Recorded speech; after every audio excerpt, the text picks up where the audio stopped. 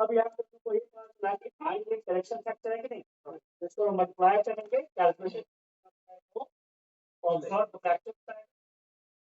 अरे इस केस में हम लोग ये देख रहे थे कि जो एक्सपेरिमेंटल इंटीग्रेशन बॉइलिंग पॉइंट वो कितना है 1.05 और कैलकुलेटेड एलिवेशन बॉइलिंग पॉइंट कितना है 0.52 डिग्री कितना है। आप कह सकते हो कि कैलकुलेटेड में डबल आया कि नहीं, इससे हम कह सकते हैं कि यहाँ पे जो बैंका फैक्टर है फॉर सोडियम क्लोराइड है कि नहीं, क्योंकि हम लोग यहाँ पे कह सकते हैं कि जब इसको 2 से मल्टीप्लाई करेंगे तो यही वैल्यू आए कि नहीं, इसलिए कैसे यहाँ पे बैंका फैक्टर की वैल्यू इससे लोग कह सकते हैं कि 2 इसलिए आए तो नंबर ऑफ पार्टिकल डबल हो गए, इससे बैंका फैक्टर भी क्या आया डबल आया कि नहीं। इसलिए एक तरह कह सकते हो कि जो बैंका फैक्टर है वो एक्सटेंस ऑफ डिफरेंशिएशन या कुछ से बता रहा है कि नहीं। इससे हम कह सकते हैं कि बैंका फैक्टर 2 आया तो नंबर ऑफ पार्टिकल डबल हो गए, बैंका फैक्टर हाफ होते कि नंबर ऑफ पार्टिकल हाफ हो, जैसे आई बता रहा है expanse of differentiation and expanse of को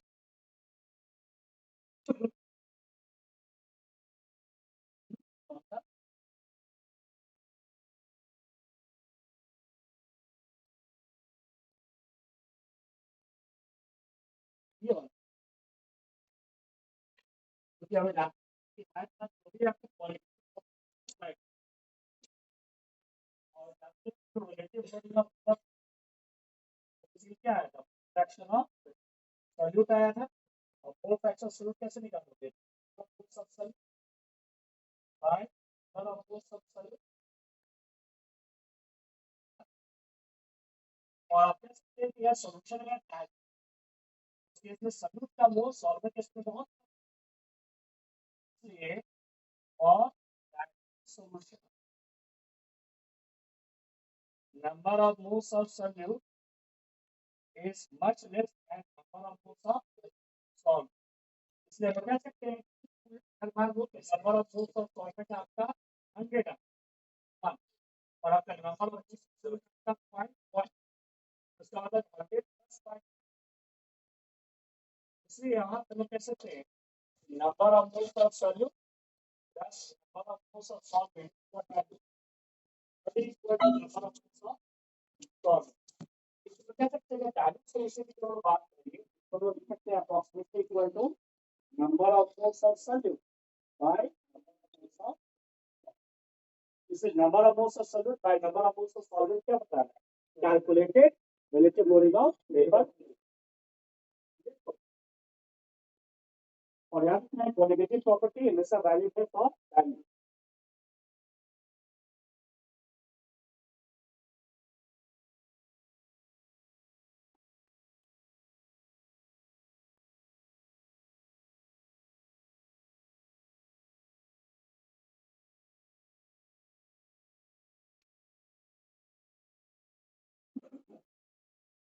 अब देखो for non-electrolytes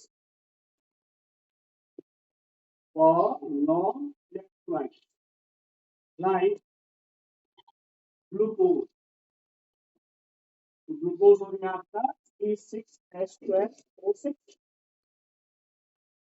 सुक्रोज और सुक्रोज को या तो शुगर भी बोलते हैं या तो sugar it is your C12H22ON और जानते हैं कि सब हमारे पास एसोसिएट करके आयन प्रोड्यूस करेगा, इसे सब नॉन इलेक्ट्रोलाइट है तो क्या का मतलब क्या होगा जो आयन प्रोड्यूस तो नहीं करेगा वो सब क्या होगा जैसे ग्लूकोज शुगर यूरिया हो गया आपका H2CO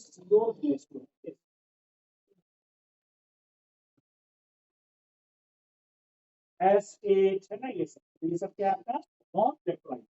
इससे कोई भी अगर आपका नॉन इलेक्ट्रोलाइट अगर है और अगर वो सॉल्यूशन में जाए तो there will be no association no dissociation. तो in solution there is no association और डिसोसिएशन। इसे आपका रिजॉल्व करने के बाद नंबर ऑफ पार्टिकल चेंज होगा नहीं, क्वालिटेटिव प्रॉपर्टी चेंज होगी। तो इसका ये हो गया ऑब्जॉर्ब एक्सपेरिमेंटल दोनों क्या है, ऑब्जॉर्ब और कैपिटल दोनों क्या है सेम आ गया सिवा I1, इसलिए in that case we can say कि I विल बी 1।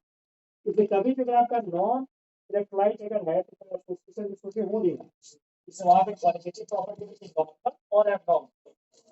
नॉर्मल तो क्वालिटेटिव प्रॉपर्टी इज नॉर्मल, इसका flux you are correction factor कितना हो जाएगा 1, तो उसके साइड कितना होगा 1। इसे काफी तरह नॉन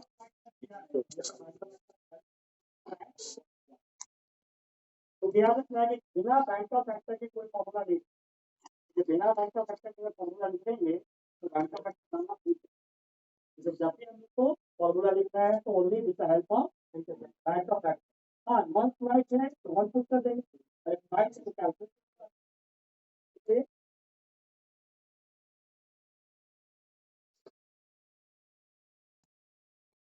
और देखते हैं यहाँ bank of factor case of association.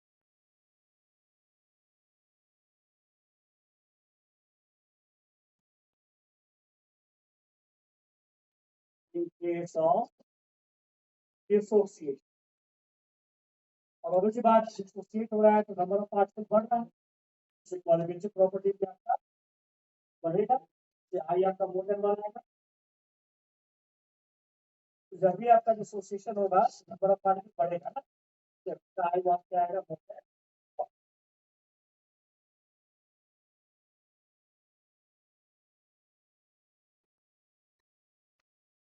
मान लो कि हम लोगों ने यहाँ पे एन सॉलिड डाला, कैलकुलेट करके मान लो इसका हम लोगों ने सी मोल डाला, एन सॉलिड हम लोगों ने कैलकुलेट करके कितना डाला सी मोल डाला, और ये इलेक्ट्रोलाइट, इसलिए जो एन सॉलिड जब डिसॉल्व किया एन एक्वस किया डिसॉल्व करना, जैसे एयर सॉलिड जब डिसॉल्व किया तो एयर एक्वस बन गया, और एयर एक्वस जो है आपका पार्शियल डिसोसिएट करके दे दिया एंड मोल ऑफ ए, जैसे हमारे पास जो H3 इलेक्ट्रोलाइट है इसे डिसोसिएट किया, और वीक इलेक्ट्रोलाइट इससे क्या हुआ पार्शियल डिसोसिएट किया है कंप्लीट। हाँ इसलिए हमारे को कह सकते हैं कि एक मोल एयर डिसोसिएट करके आपको कितना मोल ए दे, एन मोल दे रहा है, और तुमने कैलकुलेट करके इसका इनिशियली कितना डाला था, मोल डाला था कैलकुलेट करके, और यहाँ मान लो कि इसका डिग्री ऑफ डिसोसिएशन है अल्फा, इसलिए इक्विलिब्रियम तक रिवर्सिबल इक्विलिब्रियम रिएक्शन होगा, और इक्विलिब्रियम तक इसका आउट ऑफ 1 मोल कितना मोल डिसोसिएट कर जाए, इसलिए हमारे पास जो है इक्विलिब्रियम तक इसका आउट ऑफ 1 मोल कितना मोल डिसोसिएट कर जाएगा अल्फा, अल्फा में से क्या 1 मोल कितना जाए, इसलिए आपका इक्विलिब्रियम तक इसका आउट ऑफ 1 मोल आपका अल्फा मोल डिसोसिएट करेगा, इसे सी मोल लिए है कितना डिसोसिएट करेगा अल्फा, इससे बचेगा कितना माइनस सी अल्फा। उसके बाद कौन कितना बचेगा बचेगा उसको बैलेंस बताएगा, और बैलेंस बोलता है कि अगर इसका अगर 1 मोल जाए तो प्रोडक्ट साइड कितना मोल है 1 मोल, और इसका इक्विलिब्रियम से कितना मोल गया है सी अल्फा, इससे कितना आएगा सी अल्फा, है ना।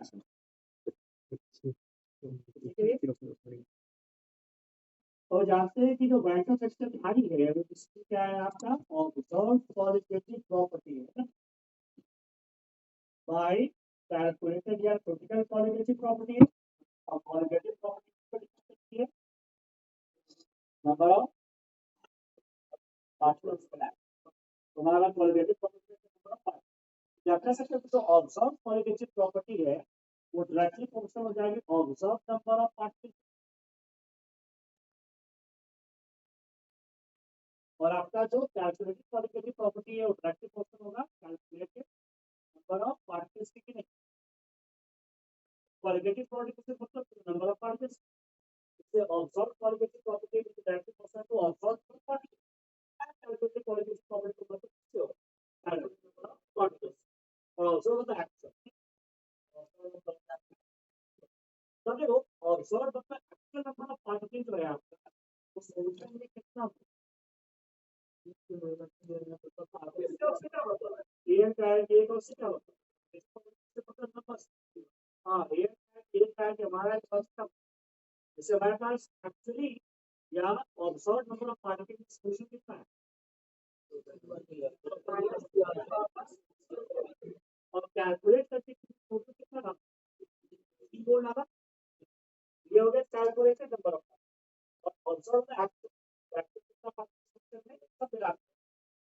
माइनस सब देना, आपको मतलब है सिर्फ नंबर ऑफ पार्टिकल से या इसका उसका नंबर ऑफ पार्टिकल में सबसे नंबर ऑफ पार्टिकल की सेक्शन कितना होगा सी माइनस ये प्लस सी लगा हुआ और कैलकुलेटेड नंबर ऑफ पार्टिकल तुमने डाला है सी बोलो बोलो जैसे हो सकते हैं कि r equal to 1 plus n minus 1 इसको सिंपलीफाई करते हैं जैसे I is equal to 1 plus n minus 1 तो इससे हमारे पास जो I है वो क्या केस ऑफ डिसोसिएशन जब भी डिसोसिएशन होगा तो I की वैल्यू क्या आएगी 1 प्लस n माइनस 1 अब n क्या है total number of particle in the product है n क्या है total number of particle in product है कितना भी है जैसे कोई जब तक दूध के टोटल कितना पार्टिकल देना होगा से n हो गया आपका number of particles in products total है ना तो दैट फॉर्मूला यूज करना है ना जैसे I आ गया 1 प्लस 1 और जब जानते हैं कि n की कम से कम जो वैल्यू होगी वो तो 2 होगी कोई टूटेगा कम से कम 2 में तो टूटेगा जैसे n की मिनिमम वैल्यू क्या हो सकती है 2 जैसे अभी वो n की वैल्यू 2 दो 3 दो 4 दो हमेशा वैल्यू पॉजिटिव होगी पॉजिटिव होगा 1 plus some number this the value I कभी भी अगर आपका डिसोसिएशन अगर होगा I हमेशा आपका एक से क्या है नंबर पार्टिकल पड़ रहा है इसलिए n की वैल्यू 2 डालो चाहे 3 डालो चाहे 4 डालो ये पूरा पार्ट पॉजिटिव होगा और 1 plus positive number equals to वो I ठीक है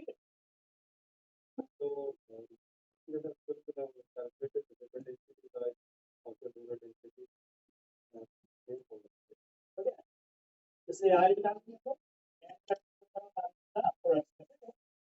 हमारे पास जो है अगर आपका अल्फा जब 100% if अल्फा इज 100% मतलब 1 तो जाहिर है कि R in the case of dissociation अभी आपका 1 प्लस n माइनस 1 और अगर अल्फा अल्फा अल्फा अगर 100% कंप्लीट डायमेंशन हो जाए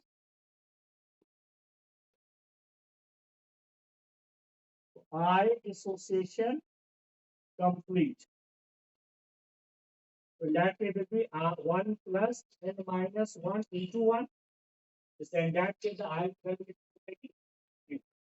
जिससे हमारे पास कह सकते हैं कि आपके पास जब कंप्लीट डिसोसिएशन हो जाएगा तो I की वैल्यू क्या हो जाएगी n के बराबर और नंबर ऑफ पार्टिकल के बराबर हो जाएगी जिससे हमारे पास कह सकते हैं कि I की I maximum value in case of dissociation नहीं हो गया इसे हम लोग जान ही रहे हैं कि हमारे पास जो है वो इस पाठ्यक्रम को कि अगर आपका अल्फा अगर बढ़ेगा तो अल्फा जितना ज्यादा होगा ये पूरा पार्ट क्या होगा ज्यादा होगा या कम होगा अल्फा बढ़ेगा तो अल्फा बढ़ेगा तो पूरा पार्ट बढ़ेगा आर की वैल्यू एक से ज्यादा होती रहेगी नहीं इससे हम कह सकते हैं कि आर की मैक्सिमम वैल्यू कितनी होगी 10 इससे हम कह सकते हैं कि as alpha increases the value of the Banker factor also increases और मैक्सिमम जो अल्फा कितना हो जाएगा जो अल्फा की मैक्सिमम वैल्यू 1 होती है और जब आपका अल्फा 1 हो जाएगा तो अल्फा उसका मैक्सिमम हो गया तो आई की वैल्यू भी क्या हो जाएगी मैक्सिमम हो जाएगी जो कितनी आएगी नंबर ऑफ पार्टिकल के बराबर ठीक है अगर हम पढ़े थे यहाँ पे कोई भी अगर अच्छा इलेक्ट्रोलाइट है वीक इलेक्ट्रोलाइट अगर है उसका जब से तो डायरेक्शन करते हैं तो अल्फा बढ़ता है कि नहीं इस केस में आर भी क्या होगा बढ़ेगा जैसा देखो कि हमारे पास क्या है I of NaCl 10.1 molar I of NaCl 8.01 molar I of NaCl 10.001 molar and I in NaCl in a very dilute state.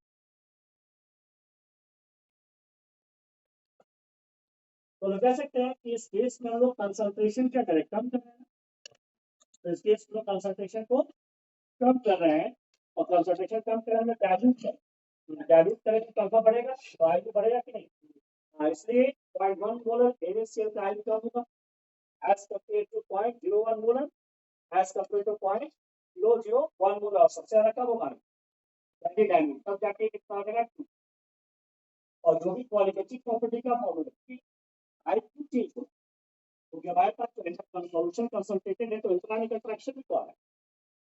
तो आपका सॉल्यूशन कंसंट्रेटेड तो वहाँ पे क्या है, इलेक्ट्रॉनिक अट्रैक्शन आ रहा है। इससे लोग याद रखते हैं कि जैसे से वो डायल्यूट करते जाए इलेक्ट्रॉनिक अट्रैक्शन कम होता जाएगा या बढ़ता जाएगा। इसलिए upon dilution inter-ionic attraction gets weaker or stronger. weaker ना, जैसे जैसे आप डायल्यूट करेंगे तो आयन दूर होता जाएगा, और जैसे जैसे आप डायल्यूट करते जाएंगे तो आयन दूर होता जाएगा। तो कहता है कि बीच में जो अट्रैक्टिव फोर्स है क्या कम हो जाएगा, जिससे हमारा आई की वैल्यू क्या होगी बढ़ेगी।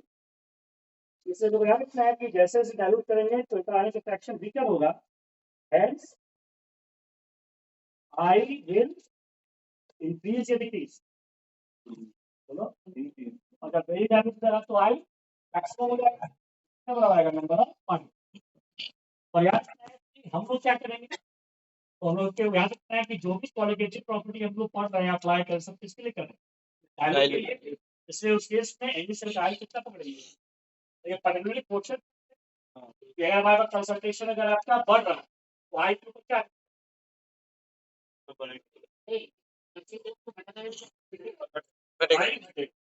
ये क्वेश्चन तो पूछा था सबसे। इसलिए तो याद रखना है कि जब कंसंट्रेशन बहुत ज्यादा हो तो वहाँ पे इलेक्ट्रॉनिक अट्रैक्शन बहुत स्ट्रॉन्ग होगी, इसलिए वहाँ क्वालिटेटिव प्रॉपर्टी एब्नॉर्मल होगी, नॉर्मल तो वहाँ आई कितनी है हमेशा टू से क्या आएगा कम आएगा, तो ये चीज लोग याद। और जब बहुत डायल्यूट जाएगा तो इलेक्ट्रॉनिक अट्रैक्शन तो उसके आई की वैल्यू क्या आ जाएगी, मैक्सिमम कितनी आएगी, ये सबको आपने तो बोला था कि जो NaCl में Na+Cl- तो वही कॉन्जुगेट है, तो वहाँ पे तो वो लोग तो पास रहेंगे तो इंटरेक्ट नहीं करेंगे।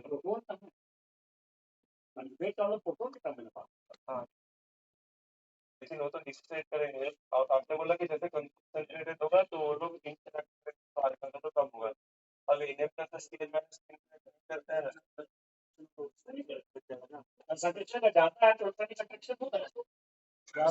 पढ़ेंगे कि जब आप डायल्यूट करते हैं तो पूरा कनेक्शन आपका बढ़, क्योंकि वहाँ पे इलेक्ट्रॉनिक अट्रैक्शन क्या होगी, तो स्ट्रॉन्ग हो कि वीक इलेक्ट्रोलाइट हो, सब केस में जितना डायल्यूट करेंगे बढ़ेगा। आई लो या अल्फा नहीं बोल के आई लो।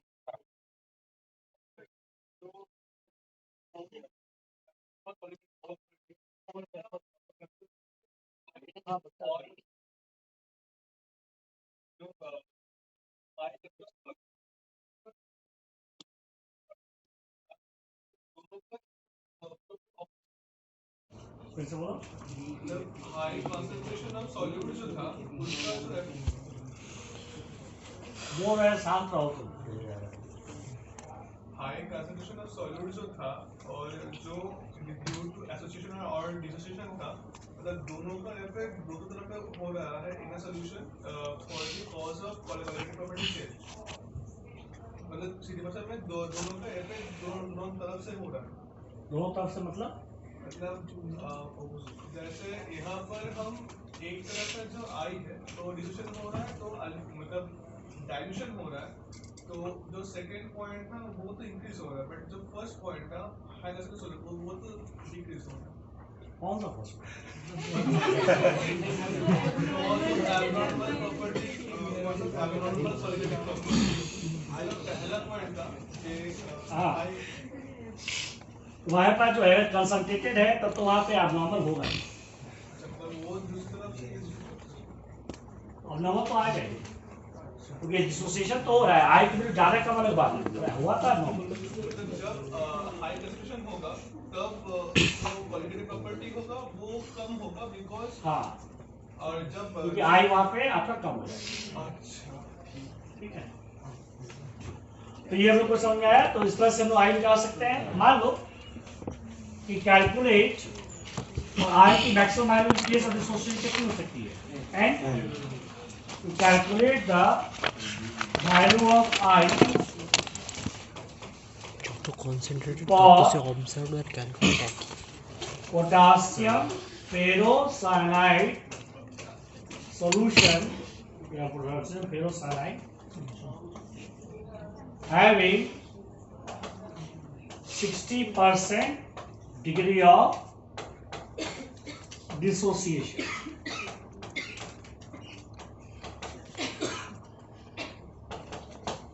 अब यहाँ निकालना है हम लोग को आई, तो आई हम लोग को यहाँ कैलकुलेट करना है फॉर पोटासियम फेरोसाइनाइड, जिसका अल्फा कितना बोल दिया है 60%। तो हम लोग जानते हैं कि आई इन केस ऑफ डिसोसिएशन हमेशा कितना होता है 1 + n-1 अल्फा, में n हो गया total number of particle in the product side, है ना। और जानते हैं कि कोई भी अगर आपका कोऑर्डिनेशन कंपाउंड अगर है उस केस में स्क्वायर ब्रैकेट को डिसोसिएट करेगा नहीं, इसलिए डिसोसिएट करके आपको देगा 4K+, है ना। और जो स्क्वायर ब्रैकेट है वो क्या रहेगा आपका इंटैक्ट रहेगा, इसे डिसोसिएट करके देगा 4K+ + FeCN होल 6 - 4। इसे कोऑर्डिनेशन कंपाउंड में जो कॉम्प्लेक्स आयन वाला पार्ट है उसको नहीं तोड़ना है। इसमें कह सकते हैं कि इसका एक मॉलिक्यूल या एक पार्टिकल डिसोसिएट करके टोटल हमारे पास कितना पार्टिकल दे रहा है 5, है ना। 4 इसका 1 उसका, इसलिए आयन की वैल्यू 5 हो गई। अब यहाँ 5 पुट कर देंगे, इसलिए I dissociation is equal to 1 + 5 - 1 alpha. Alpha है 60% का 0.6, है ना।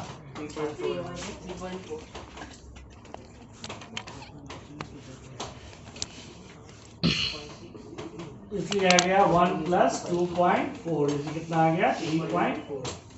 इसलिए आपका जो बैंटो फैक्टर उसकी वैल्यू कितनी आ गई 3.4, और मैक्सिमम कितनी हो सकती थी 5।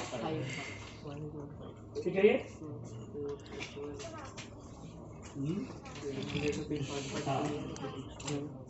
टोटल नंबर ऑफ पार्टिकल आई की मैक्सिमम वैल्यू कितनी होगी एन के बराबर, हो गया। डायरेक्टली फॉर्मूला से हम लोग कैलकुलेट छोटा तो छोटा देखो छोटा को नहीं calculation of Van 't Hoff factor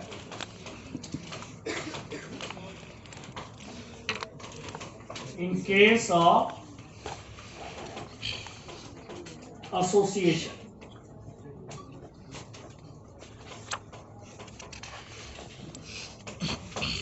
So calculation of Van 't Hoff factor I in case of association. मतलब नंबर ऑफ पार्टिकल कम हो रहा है, और ऑब्वियसली बात है कि जब नंबर ऑफ पार्टिकल कम हो जाएगा तो आई भी 1 से कम हो जाएगा, इसलिए i association will always be less than 1.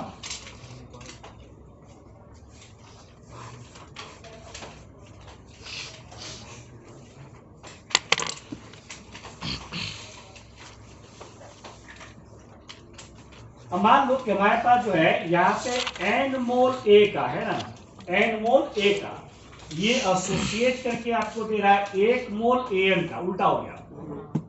या हम लोग कह सकते हैं कि n पार्टिकल जो है वो एसोसिएट करके कितने पार्टिकल में कन्वर्ट हो रही है 1। तो n पार्टिकल एसोसिएट करके आपका एक पार्टिकल में कन्वर्ट हो रहा है। अब यहाँ पे देखो कि अगर n की वैल्यू अगर 2 हो जाएगी तो बोलेंगे it is a case of dimerisation. कि n की वैल्यू अगर 2 हो जाएगी तो रिएक्शन ऐसे लिखेंगे, और ये रिएक्शन हो गया इसका डायमराइजेशन का, मतलब 2 मिलके 1 हो रहा है ना। इसलिए जब भी आपका डायमराइजेशन होगा तो रिएक्शन हो जाएगा 2A is giving A2।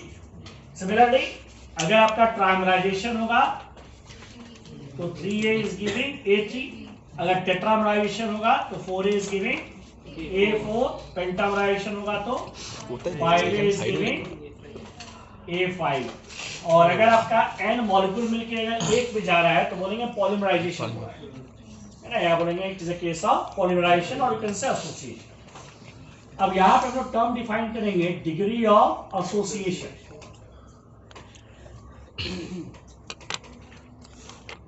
Degree of association या डिग्री ऑफ पॉलीमराइजेशन। इसलिए जो डिग्री ऑफ एसोसिएशन या पॉलीमराइजेशन उसको भी डिनोट करेंगे किससे? अल्फा से। तो अल्फा बताएगा आपको वही फ्रैक्शन ऑफ मोल्स एसोसिएटेड, है ना, या पॉलीमराइज। जैसे वहां हम लोग बोलते थे फ्रैक्शन ऑफ मोल डिसोसिएटेड, या बोलेंगे फ्रैक्शन ऑफ मोल एसोसिएटेड। तो इसका सिंपल वही मतलब है।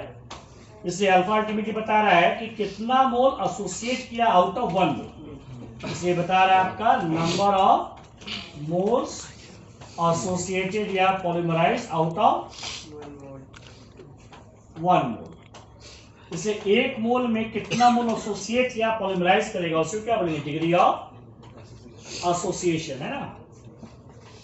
वही सेम चीज है, वहां डिसोसिएशन वर्ड यूज करते थे और यहाँ एसोसिएशन, कि एक मोल में कितना मोल आपका एसोसिएशन है। इस जगह हम बोलते हैं कि इसका डिग्री ऑफ एसोसिएशन अगर आपका अल्फा है, मतलब एक मोल अगर लेंगे तो अल्फा मोल एसोसिएट करेगा या पॉलीमराइज करेगा।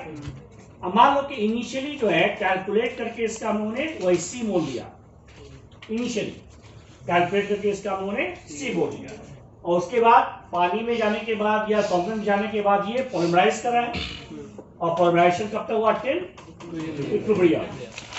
इसलिए कह सकते हैं कि आउट ऑफ वन मोल आपका कितना मोल पॉलीमराइज कर रहा है? अल्फा कर रहा है। ये सी मोल लिए तो कितना पॉलीमराइज करेगा? C alpha. C alpha. इससे बचेगा कितना? C alpha. सेम चीज। और कौन कितना बनेगा बचेगा तो बायस इक्वेशन बताएगा।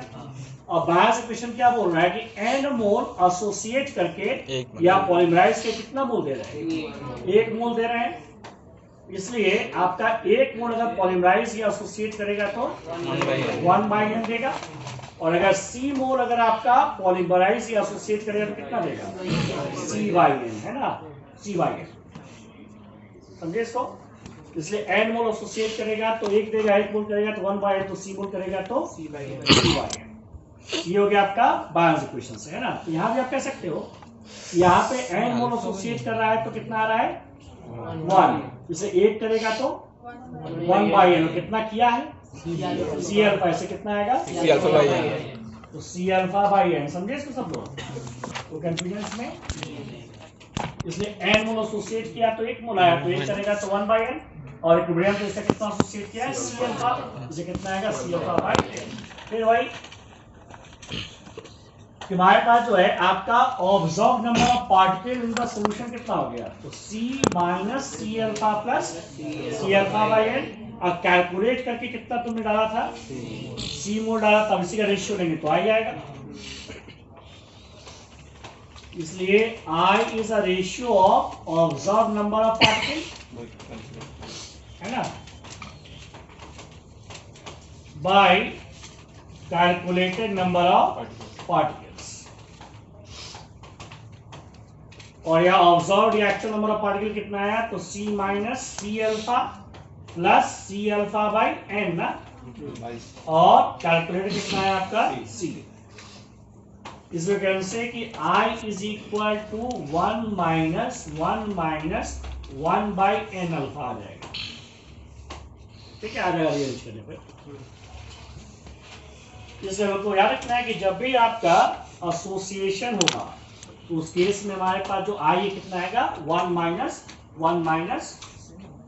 1 बाई एन अल्फा। और n की जो मिनिमम वैल्यू है वो आपका 2 तो होगा, मतलब कम से कम डायमेंशन। जैसे आप देखो कि n की वैल्यू कम से कम आपका 2 होगी।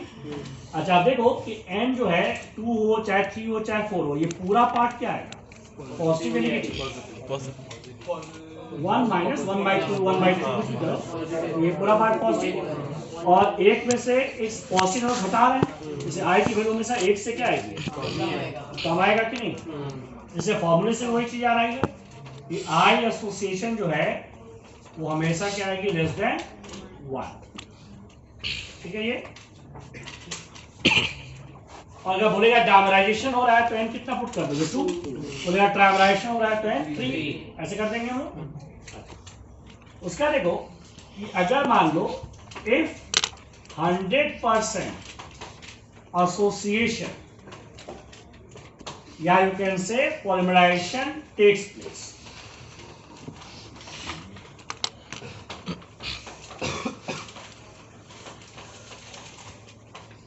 तो हमारे पास 100% पॉलीमराइजेशन या आपका एसोसिएशन अगर हो रहा है तो उस केस में आई कितना हो गया 1/n हो गया ना, उल्टा हो गया उसका। इसलिए i association in the case of complete polymerisation अब कितना आ जाएगा 1/n। इसे बोलेगा 100% डायमराइजेशन हो गया तो आई कितना हो गया तो हाफ हो गया। अगर बोलेगा 100% डायमराइजेशन हुआ समझे इसको तो उसके से बोलेंगे आई की वैल्यू कितनी हो गई हाफ। अगर बोलेगा कि 100% आपका ट्राइमराइजेशन हो रहा है तो 1/3 हो जाएगा। और अल्फा दिया रहेगा तो कैलकुलेट करेंगे कि नहीं। जैसे कभी बोले कि 100% आपका पॉलीमराइजेशन हो रहा है तो आई की वैल्यू हमेशा कितनी आएगी 1/n। क्या इतना बेटर रहेगा 100% पॉलीमराइजेशन तो हमेशा आई कितना आएगा 1/n। ठीक है ये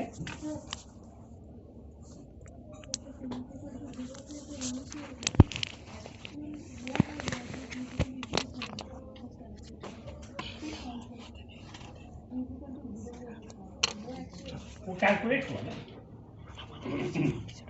0 जो इनिशियली डाला तो कैलकुलेट करके डाला ना। ये जो डाला इनिशियली वो तो कैलकुलेट करके डाला और जाके के बाद आपका सॉल्वेंट में एक्चुअल नंबर ऑफ पार्टिकल कितना होगा और आई क्या है ऑब्जर्व बाय कैलकुलेटेड।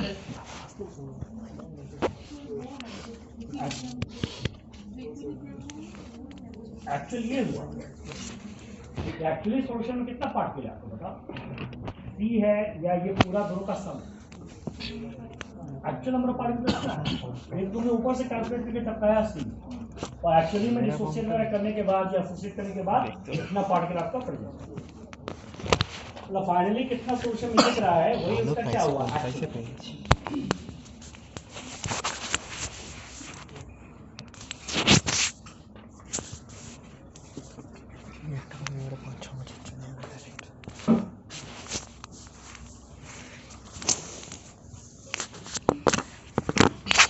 अगर यहाँ पे जैसे मान लो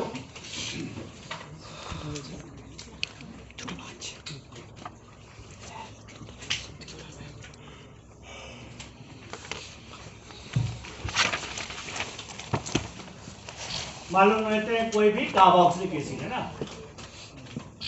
कोई कार्बोक्सिलिक एसिड लेते हैं और एक केस में हम क्या करते हैं कार्बोक्सिलिक एसिड को पानी में डालते हैं वाटर में और वाटर में जानते हैं कि it is a highly polar solvent.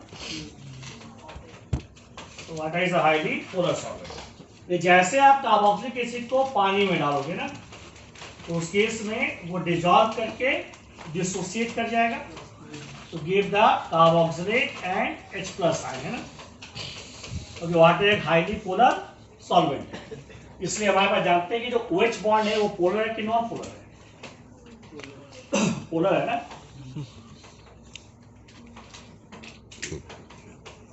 कि जो आपका ऑक्सीजन हाइड्रोजन बॉन्ड है वो तो पोलर बॉन्ड है ना आपका और वाटर भी क्या आपका हाईली पोलर है इसलिए इस OH बॉन्ड को आयनाइज कर देगा आयनाइज करके देगा कार्बोक्सिलेट एंड H+ आयन।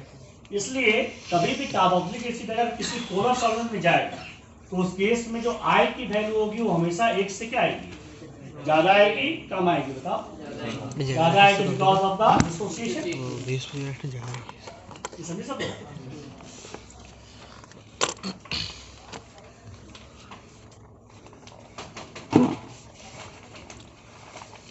अब मान लो कि हम लोग यहाँ पे लेते हैं बेंजीन लिक्विड यहाँ सॉल्वेंट बेंजीन ले रहे हैं तो हमारे पास जो बेंजीन लिक्विड है it is your non polar solvent. इसलिए जो नॉन पोलर सॉल्वेंट है वो तो कभी भी किसी भी पोलर बॉन्ड को आयनाइज कर पाएगा।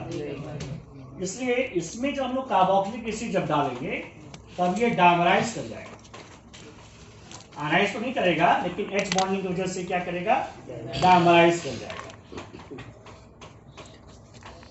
H बॉन्डिंग है इसलिए।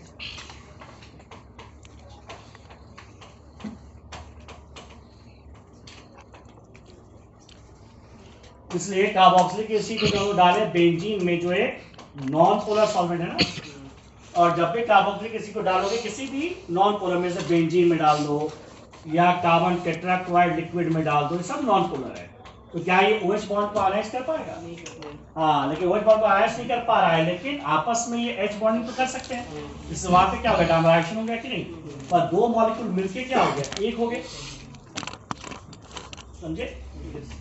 तो मान लो अगर ऐसा कहा जाए कि हमारे पास कार्बोक्सिलिक एसिड का जो ऑब्जर्व्ड मोलर मास है वाटर में,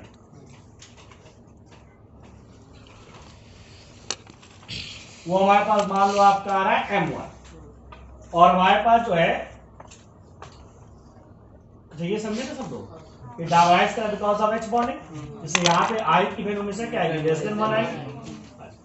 अब यहाँ मान लो कि ऑब्जर्व्ड मोलर मास जो है कार्बोक्सिलिक एसिड का बेंजीन लिक्विड में, वो मान लो आपका M2 है।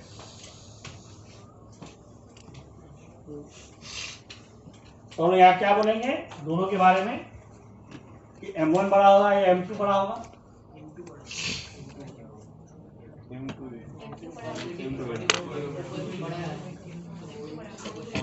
तो एक तो देखो I से हम लोग बोल सकते हैं, क्योंकि I हमारे पास क्या है आपका calculated molar mass by observed molar mass है।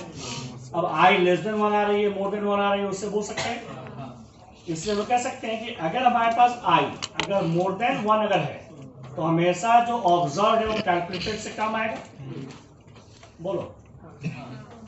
और कभी भी आपका अगर I लेस देन 1 है तो उस केस में आपका कैलकुलेटेड से ऑब्जर्व क्या आएगा, बड़ा आएगा। तो पहली बात देखो कि इसको सिंपली आप सोचो कि अगर हमारे पास I अगर मोर देन 1 है मतलब it is a case of dissociation, और जब डिसोसिएशन होगा तो पार्टिकल टूट जाएगा जिससे उसका मोलर मास कम हो जाएगा। इसलिए आप लॉजिकली बोल सकते हैं कि ऑब्जर्व्ड मोलर मास कैलकुलेटेड से क्या है, कम आएगा।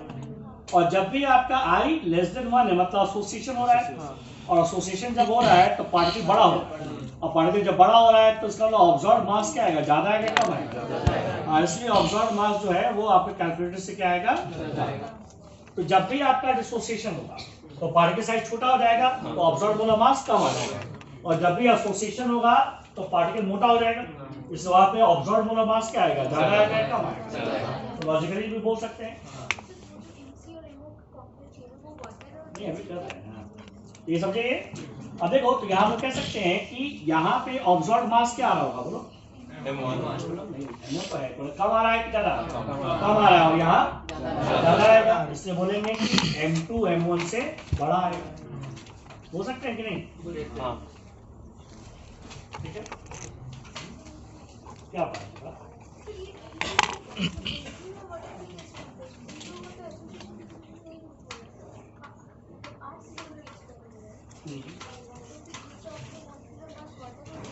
नहीं, ये लिखने का मतलब है observed molar mass in water, water का नहीं, observed molar mass in water.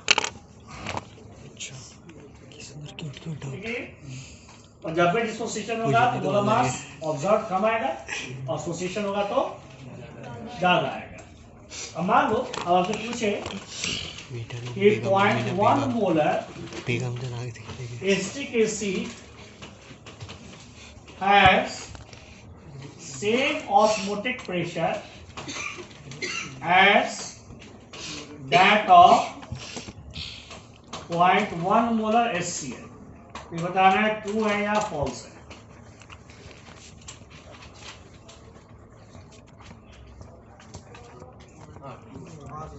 True है, क्यों?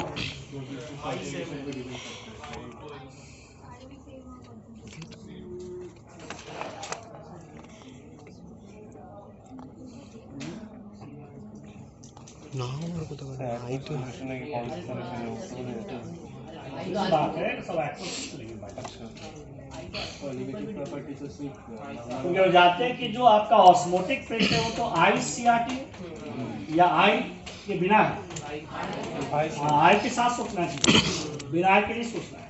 और ऑस्मोटिक प्रेशर क्या है आपका ICRT। अब ये है कि CRT तो सेम है, मतलब I पे डिपेंड करेगा, और चूंकि acetic acid is a weak acid इसलिए इसका आई 2 से कम आएगा। कंप्लीट डिसोसिएट तो नहीं करेगा क्योंकि आई की मैक्सिमम वैल्यू कितनी हो सकती है? 2 है ना एसिटिक एसिड या कोई भी। तो कोई ये तो बाइंडिंग है ना ये, इसलिए आई की मैक्सिमम वैल्यू 2 हो सकती है, पर चूंकि ये वीक एसिड है इसलिए आई की वैल्यू 2 से कम आएगी और ये तो स्ट्रॉन्ग एसिड है ना, और इसका जो आई का वैल्यू तो 2 ही रहेगा, अर्जुन डायल्यूट है।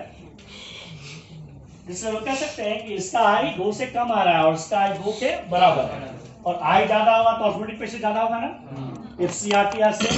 इसको कह सकते हैं कि हमारे पास जो है आपको ऑस्मोटिक प्रेशर एसिटिक एसिड का रिलेटिवली कम होगा as compare to that of HCl।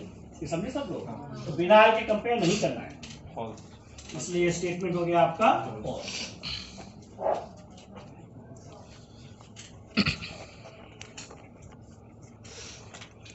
ठीक है, सर क्वेश्चन में अगर कुछ स्टेटेड नहीं है अल्फा कितना लेंगे? स्टेटेड नहीं है सर, अल्फा कितना लेंगे? नहीं एक तो मान लो कि अल्फा निकालना है कि निकालना है, देखना है, और स्ट्रॉन्ग लाइट है और स्टेटेड नहीं है और निकाल भी नहीं सकते, तब तो उसको हम लोग मानेंगे 100%। अभी बता रहे हैं फॉर थ्योरेटिकल कैलकुलेशंस या थ्योरेटिकल कंपैरिजन और थ्योरेटिकल कंपैरिजन है ना,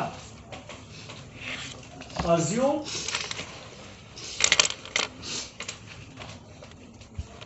alpha 100% if it is strong electrolyte। पहला चीज ये थ्योरेटिकल कंपैरिजन के लिए है ना, और मान लो कि हमारे पास कैलकुलेट भी नहीं कर सकते हैं, कोई उपाय भी नहीं है, तब तो उसको क्या मान के चलेंगे 100% while solving the problem। अगर इलेक्ट्रोलाइट है तो, अगर नॉन इलेक्ट्रोलाइट है तो मान लेंगे। इसे थ्योरेटिकल कंपैरिजन जब भी करना है तो उसके इसमें अल्फा को कितना अज्यूम कर लेना है 100%। हाँ, लेकिन उसके लिए क्या होना चाहिए? स्ट्रॉन्ग इलेक्ट्रोलाइट, पहली बात। दूसरी बात, also you may assume molarity is equal to molarity for dilute solutions. अब एक चीज देखो, अगर आपको मोलारिटी निकालना है तो ये मतलब मोलारिटी और मोलारिटी को रिलेट करना है तो आपको क्या चाहिए? कैमरा गार्ड আছে তো আরে ডাইরেক্ট তো ফাঁপা হয়ে আছে না ওটা কাজ কিছু করতে পারে না। कभी भी अगर आपको मोलारिटी और मोलारिटी को रिलेट करना है तो क्या चाहिए? अब डेंसिटी ऑफ सॉल्यूशन अगर नहीं दिया रहेगा तो क्या हम लोग एक दूसरे को इंटरकन्वर्ट कर सकते हैं? এই কভারটা রিটার্নে দিয়ে দিয়েছি কিন্তু রিটার্নটা মানে রবিবার করেছি तो उस केस में क्या ভাবছি करेंगे? রাখবো या না जूम करेंगे दोनों को सेम। দামি কোম্পানির নিল না সে क्योंकि मोलारिटी से मोलारिटी निकालना है या मोलारिटी से मोलारिटी निकालना है तो डेंसिटी पता होना चाहिए कि नहीं, और डेंसिटी दिया नहीं, और फॉर्मूले में बोला है मोलारिटी, और ऑस्मोटिक प्रेशर के लिए हमको चाहिए मोलारिटी। क्या करेंगे?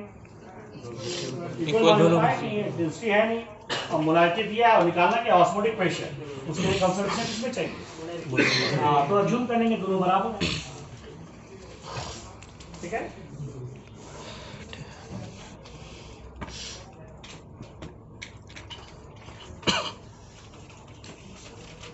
मान लो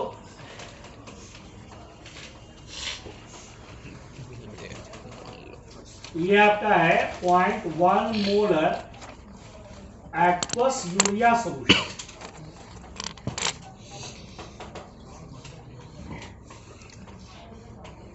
ये हमारे पास है 0.1 molar aqueous sodium chloride solution,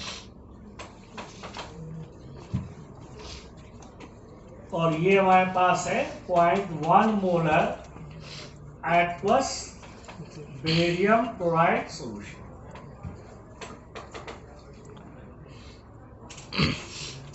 अब देखो हम लोग देख रहे हैं कि इन सारे केसेस में कंसंट्रेशन क्या है? सेम है ना, कंसंट्रेशन हमारे पास सेम है, और सबका सॉल्वेंट कौन है? वाटर है। इसमें कह सकते हैं कि इन सारे केसेस में के भी सेम होगा, सारे केसेस में के भी क्या है? सेम है, और कंसंट्रेशन भी सेम है।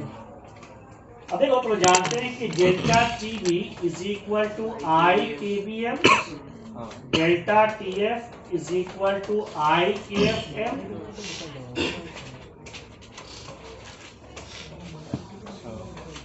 और pi is equal to I CRT, और delta P by P not is nearly equal to I into small N by capital.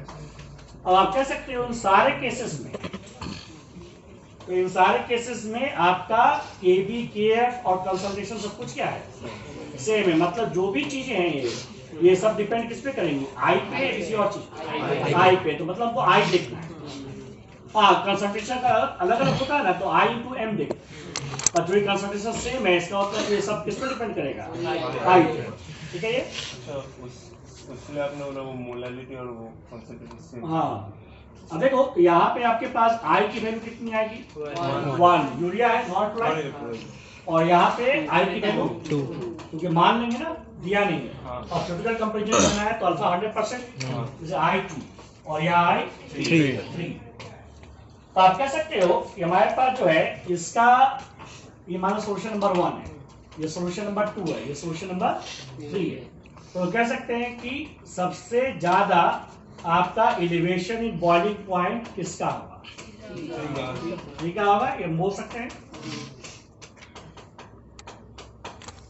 तो जितना हाई होगा क्वालिटेटिव प्रॉपर्टी ज्यादा होगा। ये सबसे हाईएस्ट आपका बॉइलिंग पॉइंट जो सबसे हाईएस्ट एलिवेशन बॉइलिंग पॉइंट किसका हुआ, ठीक है। इसमें कह सकते हैं कि बॉइलिंग पॉइंट का जो ऑर्डर है वो भी यही होगा, है ना। इससे जिसका एलिवेशन ज्यादा उसका बॉइलिंग पॉइंट भी ज्यादा होगा, और इसका बॉइलिंग पॉइंट क्या होगा, तो 100 प्लस एलिवेशन, फ्लो वाटर में जोड़ेंगे ना, तो 100 प्लस एलिवेशन, यहाँ भी 100 प्लस एलिवेशन, तो ऐसे बोल सकते हैं। अच्छा देखो सिमिलरली डिप्रेशन भी किसका ज्यादा होगा, फ्रीजिंग पॉइंट,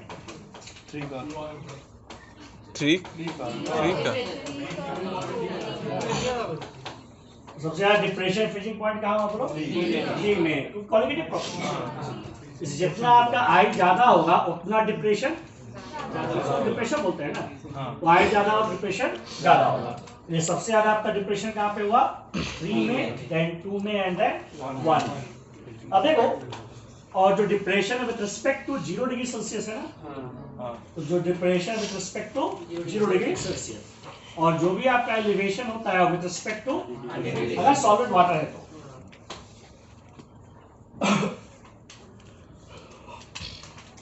अब देखो आप कह सकते हो कि ये बता रहा है आपको depression in freezing point for solution number 3, ये बता रहा है depression in freezing point for solution number 2, और ये बता रहा है आपका depression in freezing point for solution number 1 की नहीं, क्योंकि सबसे ज्यादा डिप्रेशन कहाँ पे आया, 3 में, तो सबसे ज्यादा डिप्रेशन 3 में आया। और जितना आपका डिप्रेशन आपका, जैसे मान लो ये टेम्परेचर माइनस, मान लो समझने के लिए, ये मान लो -2 डिग्री सेल्सियस है लेफ्ट, ये -3 डिग्री है, और मान लो ये -5 डिग्री, मान लो ऐसे समझने के लिए। तो जितना आपका डिप्रेशन ज्यादा होगा उतना फ्रीजिंग पॉइंट कम होगा, इसे बोलेंगे फ्रीजिंग पॉइंट सबसे लोएस्ट किस सॉल्यूशन का हुआ, क्या हुआ, जिसका डिप्रेशन आपका ज्यादा आ रहा है उसका फ्रीजिंग पॉइंट लोएस्ट आ रहा है, इसलिए यहाँ उल्टा हो गया है ना। ये सबसे ज्यादा फ्रीजिंग पॉइंट हाईएस्ट किसका हुआ, 1 का, then 2 का, एंड देन, समझे इसको, जितना आपका डिप्रेशन ज्यादा होगा उतना फ्रीजिंग पॉइंट कम होता जाएगा ना। इससे फ्रीजिंग पॉइंट डिप्रेशन क्या हुआ, एक तरह से इनवर्सली अट्रैक्टिव, तो डिप्रेशन और फ्रीजिंग पॉइंट एक तरह से दोनों में क्या हो गया, इनवर्स, समझे सब लोग। हाँ, बॉइलिंग पॉइंट में दिक्कत नहीं है, क्योंकि देखो बॉइलिंग पॉइंट में कोई दिक्कत नहीं, क्योंकि जितना एलिवेशन जा रहा है बॉइलिंग पॉइंट ऊपर जाएगा, ऊपर जा रहे हो ना, हाँ ऊपर जा रहे हैं ना हम लोग, इसलिए थर्ड में अगर एलिवेशन ज्यादा है तो बॉइलिंग पॉइंट भी क्या होगा, ज्यादा होगा। इसलिए बॉइलिंग पॉइंट और एलिवेशन दोनों एक दूसरे क्या है, डायरेक्ट, लेकिन डिप्रेशन और फ्रीजिंग पॉइंट लॉजिक समझ गए सब लोग। हाँ, ऑस्मोटिक प्रेशर बोल सकते हैं, ये सबसे ज्यादा चेंज है नहीं, तो ऑस्मोटिक प्रेशर जो सबसे ज्यादा किसका होगा, बोलो ठीक का होगा, इसमें तो क्या चेंज है नहीं। अच्छा आप देखो कि सबसे ज्यादा रोलिंग ऑफ वेपर प्रेशर कहाँ होगा, लोअरिंग ऑफ वेपर प्रेशर। क्योंकि हमारे पास जो लोअरिंग ऑफ वेपर प्रेशर वो भी तो आई के ऊपर डिपेंड करता है। जिसका आई ज्यादा है उसका लोअरिंग, सबसे ज्यादा लोअरिंग कहाँ होगा? 3 में होगा। नेगेटिव तो कम है। बोलो सब। सबसे ज्यादा लोअरिंग कहाँ पे होगा आपका? 3 पे। ये सबसे कम लोअरिंग कहाँ होगा? 1।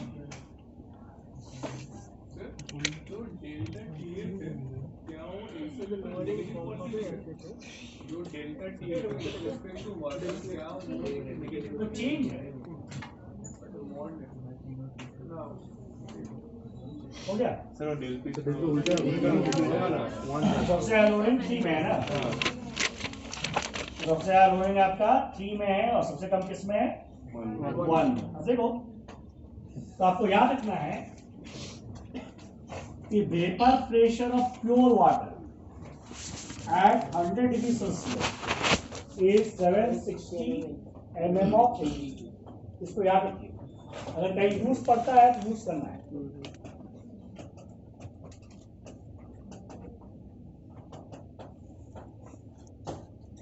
और क्यों हम लोग ऐसा ले रहे हैं बताओ? 100 डिग्री सेल्सियस पे यही वेपर प्रेशर क्यों ले रहे हैं? बॉइलिंग पॉइंट पे वेपर प्रेशर को एटमॉस्फेरिक प्रेशर के बराबर है। और वाटर का बॉइलिंग पॉइंट है ना, वाटर का बॉइलिंग पॉइंट अगर 100 है तो मतलब उसका वेपर प्रेशर एटमॉस्फेरिक प्रेशर के बराबर होगा, इससे उसको ले रहे हैं ऐसा। तो अगर नहीं दिया है और यूज करना है तो यूज कर सकते हैं।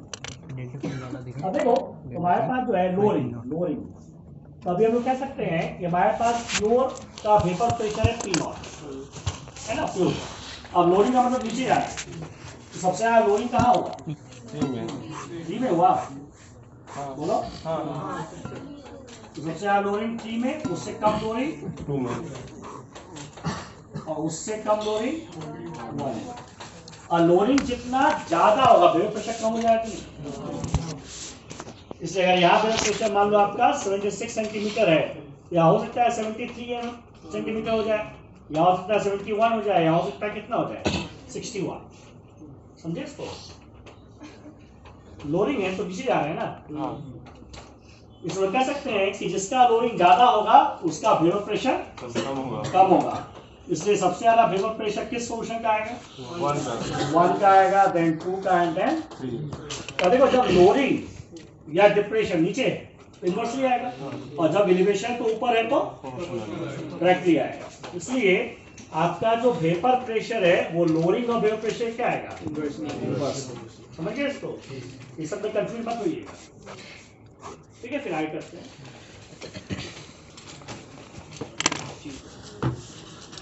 अच्छा टेम्पारेचर क्या है? फ्रीजिंग पॉइंट एक बार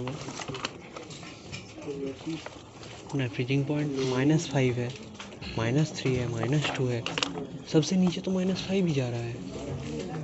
तो उससे कम हुआ तो माइनस तो नेगेटिव वैल्यू तो जितना कम होगा उतना बड़ा। But the more we need to lower the temperature. আরে ডিফারেন্সটা বলছে না, তো পয়েন্টটা বলছে, ভ্যালুটা। পেনটা কর, তোকে দিলাম তো। কি রে? হ্যাঁ আরে রিলেটিভ লোরিং क्या? তা তো হ্যাঁ, তোর বাবা তোকে যা মারে আমার মামাকে প্রচুর মারে, বাবা মারেনি কিন্তু মা চটি চটি দেয়। মা কি করে? ম্যাথসের টিচার, তার মানে ভেবে নেয় মুখটা নিচু করে আছি। ওই সে বলে কুশল, আসতে আমি মুখটা নিচু করে আছি। মুখ দিয়ে করে দিয়ে মধু খাই।